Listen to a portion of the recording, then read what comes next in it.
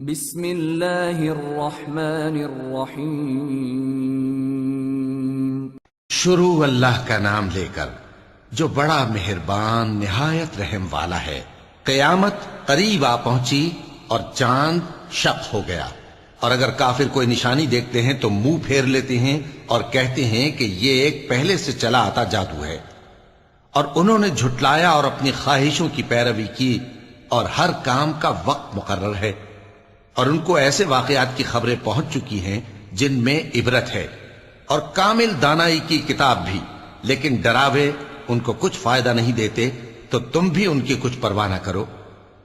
جس دن بلانے والا ان کو ایک ناگوار چیز کی طرف بلائے گا، فوراً آنکھیں نیچی کیے ہوئے قبروں سے نکل پڑیں گے گویا بکھری ہوئی ٹڈیاں ہوں۔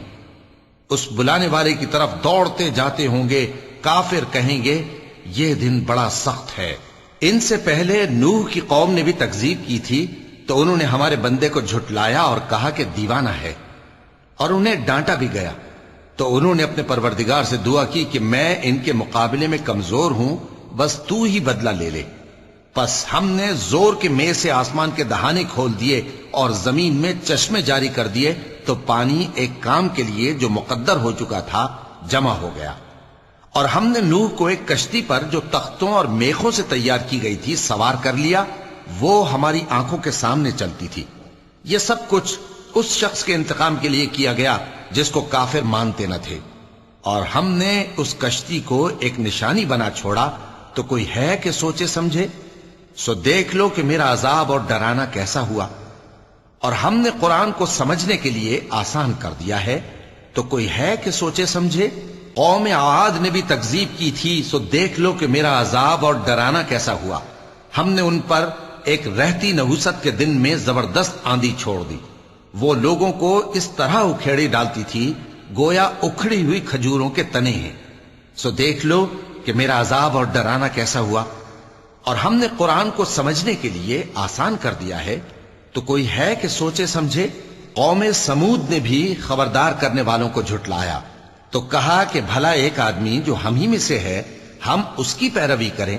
یوں ہو تو ہم گمراہی اور دیوانگی میں پڑ گئے۔ کیا ہم سب میں سے اسی پر وحی نازل ہوئی ہے؟ نہیں، بلکہ یہ جھوٹا بڑائی مارنے والا ہے۔ ان کو کل ہی معلوم ہو جائے گا کہ کون جھوٹا بڑائی مارنے والا ہے۔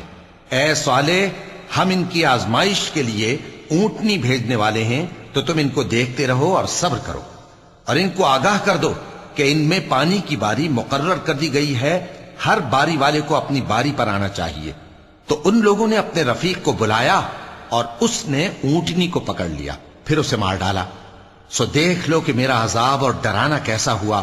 ہم نے ان پر عذاب کے لیے ایک زور کی آواز بھیجی، تو وہ ایسے ہو گئے جیسے باڑ والے کی چورا چورا ہو جانے والی باڑ۔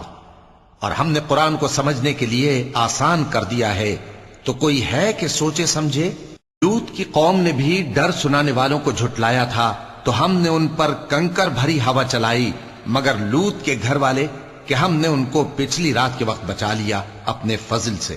شکر کرنے والے کو ہم ایسا ہی بدلہ دیا کرتے ہیں۔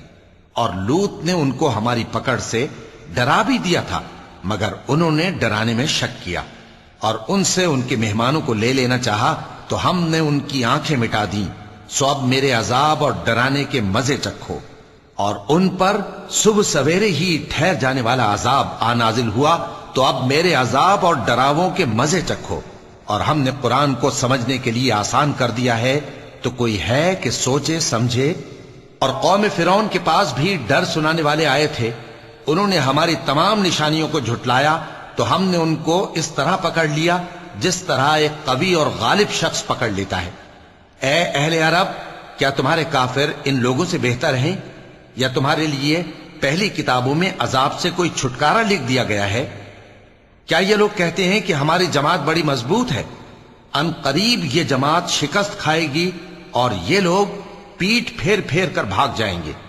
اصل میں ان کے وعدے کا وقت تو قیامت ہے، اور قیامت بڑی سخت اور بہت تلخ ہوگی۔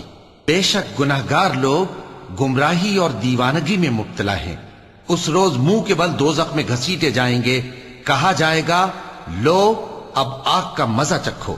ہم نے ہر چیز اندازہ مقرر کے ساتھ پیدا کی ہے، اور ہمارا حکم تو آنکھ کے جھپکنے کی طرح ایک بات ہوتی ہے، اور ہم تمہارے ہم مذہبوں کو ہلاک کر چکے ہیں، تو کوئی ہے کہ سوچے سمجھے؟